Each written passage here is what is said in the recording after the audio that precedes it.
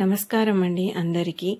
దుష్ట శిక్షణ, శిష్ట రక్షణ కోసం శ్రీ మహావిష్ణువు ధరించిన అత్యంత శక్తివంతమైన అవతారం శ్రీ నరసింహస్వామి అవతారం.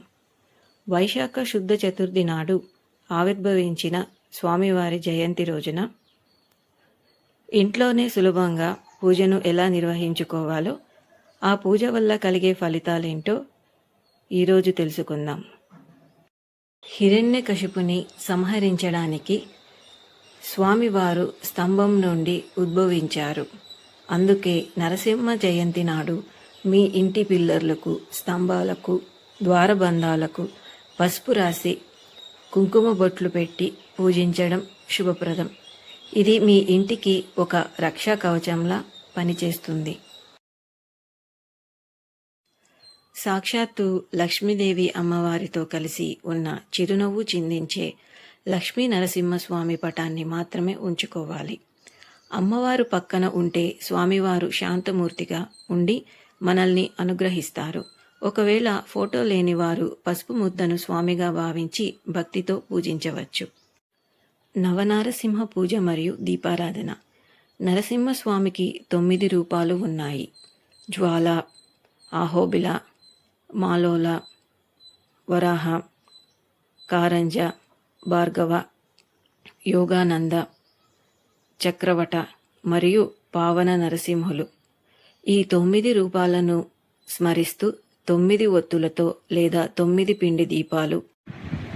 పిండి దీపాలను వెలిగించి పూజించడం ఈ రోజున చాలా విశేషం. స్వామివారికి పూజలో ఎర్రని పుష్పాలు, ఎర్రని ఒత్తులు మరియు ఎర్రటి అక్షింతలు ఉపయోగించడం శ్రేష్టం. వీటి వల్ల స్వామివారు త్వరగా శాంతిస్తారు. అలాగే విష్ణు స్వరూపమైన స్వామికి తులసి దళాలతో పూజ చేయడం అంటే అత్యంత ప్రీతి.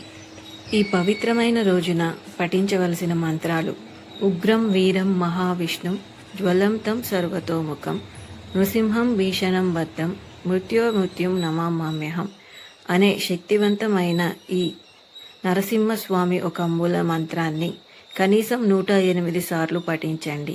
దీనివల్ల మీ ఇంట్లోని ప్రతికూల శక్తి, నెగిటివ్ ఎనర్జీ తొలగిపోతుంది. అలాగే నరసింహ కరావలంబ స్తోత్రాన్ని పఠించడం వల్ల విశేష ఫలితాలు లభిస్తాయి. పూజానంతరం స్వామివారికి పానకం, వడపప్పు మరియు బెల్లంతో చేసిన పరమాన్నాన్ని అలాగే చలిమిడిని నైవేద్యంగా సమర్పించాలి. ముఖ్యంగా ఈ పానకం స్వామివారి ఉగ్రంను తగ్గించి చల్లబరుస్తుందని భక్తుల నమ్మకం. పూజ పూర్తయిన తరువాత సాంబ్రాణి ధూపం వేయాలి. ముఖ్యంగా హారతి ఇచ్చేటప్పుడు కర్పూరంలో తెల్ల ఆవాలు, లవంగాలు మరియు మిరియాలు వేసి హారతి ఇవ్వండి. ఈ పొగ ఇల్లంతా వ్యాపించడం వల్ల నెగిటివ్ ఎనర్జీ పూర్తిగా తొలగిపోతుంది. క్షేత్ర దర్శనం. వీలైతే ఈ రోజున ఏదైనా నారసింహస్వామి దేవాలయాన్ని సందర్శించి స్వామివారి అభిషేక తీర్థం తీసుకోండి. దీనివల్ల మనశ్శాంతి మరియు ఆరోగ్యం లభిస్తాయి. ఈ చందనాన్ని పూజలో ఉపయోగించడం వల్ల స్వామి అనుగ్రహం మనకు లభిస్తుంది. ఈ విధంగా భక్తి శ్రద్ధలతో లక్ష్మీ నరసింహస్వామిని ఆరాధించడం వల్ల శత్రుబాధలు, ఆర్థిక ఇబ్బందులు తొలగిపోతాయి. దీర్ఘకాలిక అనారోగ్య సమస్యలు, కోర్టు కేసులు నుండి ఉపశమనం లభించడమే కాకుండా ఇంట్లోనే ప్రతికూల శక్తులు అంటే నెగిటివ్ ఎనర్జీ తొలగిపోయి సుఖశాంతులు చేరుకుంటాయి. శ్రీ లక్ష్మీ నరసింహస్వామి అనుగ్రహం అందరిపై ఉండాలని కోరుకుందాం.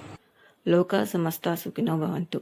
ఈ వీడియో కనుక మీకు నచ్చినట్లయితే లైక్ చేయండి, షేర్ చేయండి, కమెంట్ చేయండి అండ్ మా ఛానల్ను సబ్స్క్రైబ్ చేసుకోండి. ధన్యవాదాలు.